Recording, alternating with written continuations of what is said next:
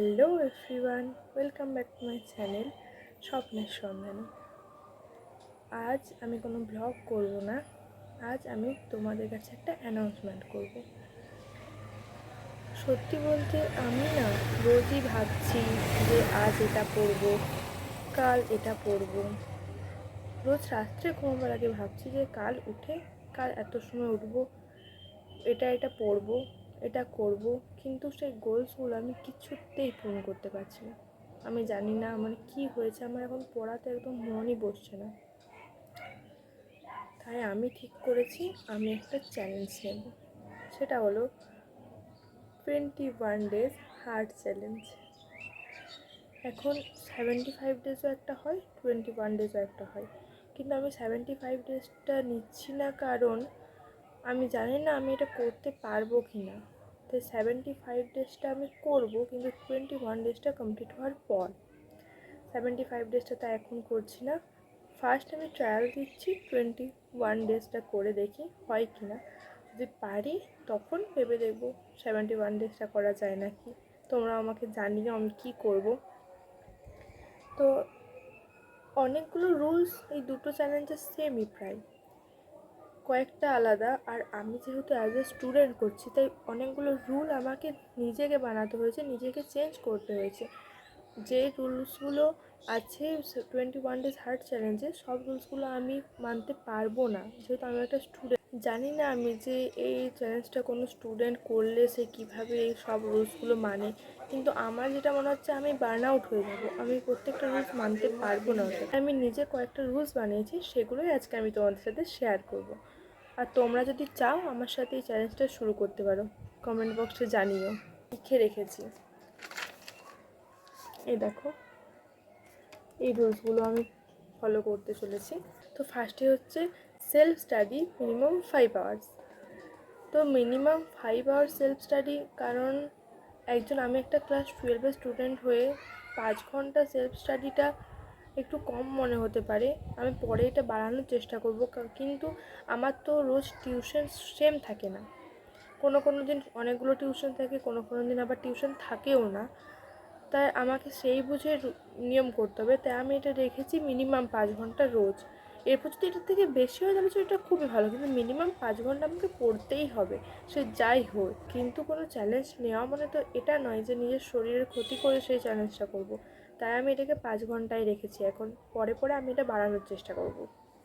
Second, no sugar, no junk food.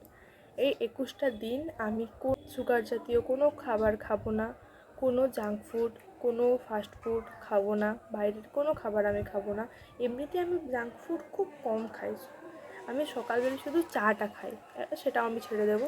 খাবো but চিনি ছাড়া খেয়ে নেবো, কোনো ব্যাপার না। আর আমি সেরকম কোনো জাঙ্ক ফুড খাই না, তাই এটা আমার জন্য খুব একটা কঠিন হবে না, আমি খাই না জাঙ্ক ফুড খুব একটা। থার্ড হচ্ছে ডেলি ওয়ার্কআউট 30 to 45 মিনিটস।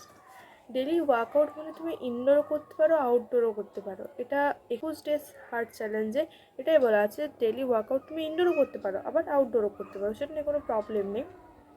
আর হচ্ছে 75 ডেজটা আলাদা, ওটা দুটোই করতে হয়। এটা আমি যেদিন আমার শরীর খুব একটু খারাপ থাকবে সেদিন ইনডোর করে নেবো, আর যেদিন একটু শরীর ঠিক থাকবে সেদিন আমি যেদিন টিউশনটা কম থাকবে, যেদিন আমার শরীর পারবে, তখন আমি বাইরে হেঁটে নেবো বা কিছু একটা করে নেবো ওয়ার্কআউট। এটাও আমার জন্য ঠিকঠাক ইজিই লাগছে আমার। Fourth, meditation 5 to 10 minutes. মেডিটেশনটা আমি ইনক্লুড করেছি এই চ্যালেঞ্জটায়, কারণ হচ্ছে যেহেতু আমার পড়ায় মন বসছে না, আমার পড়তে বসলে না খুব ডিস্ট্রাকশন হচ্ছে। আমি এই মেডিটেশনটা ইনক্লুড করেছি যাতে আমার ডিস্ট্রাকশনগুলো আমি কাটাতে পারি। এটা তোমরা চাইলে করতেও পারো, নাও করতে পারো, কোনো ব্যাপার না, কিন্তু আমি এটা এই কারণে ইনক্লুড করেছি। আর মেডিটেশন করলে কি হয়, মনটা শান্ত থাকে, যে কাজটা তুমি করবে সেই কাজটাতেই মন থাকে, তার জন্য আমি এটা ইনক্লুড করেছি। Fifth, drink 3 litre of water. 3 litre জল খাও, এটা আমার জন্য খুব একটা কঠিন হবে না, কারণ আমি জল খুব বেশি খাই, আমি এটা খেতে পারবো, এটা আমার জন্য ইজিলি হয়ে যাবে।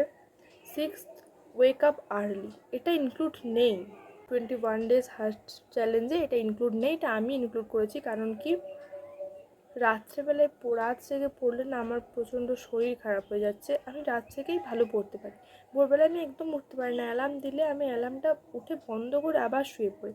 তবুও আমি এটাকে ওয়েক আপ আর্লি রেখেছি, কারণ আমি চাই সকাল সকাল ঘুম থেকে উঠতে, আমাকে উঠতেই হবে, আমি নিজেকে পুশ করব সকালবেলা ঘুম থেকে ওঠার জন্য।